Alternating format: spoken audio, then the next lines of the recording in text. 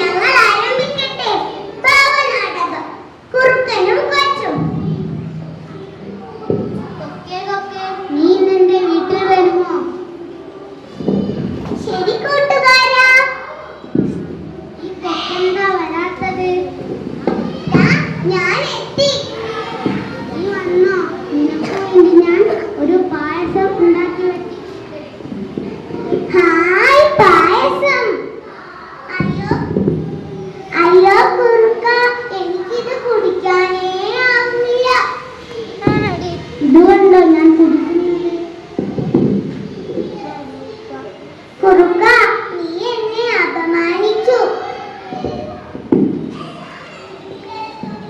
കുറച്ചു ദിവസങ്ങൾ കഴിഞ്ഞു.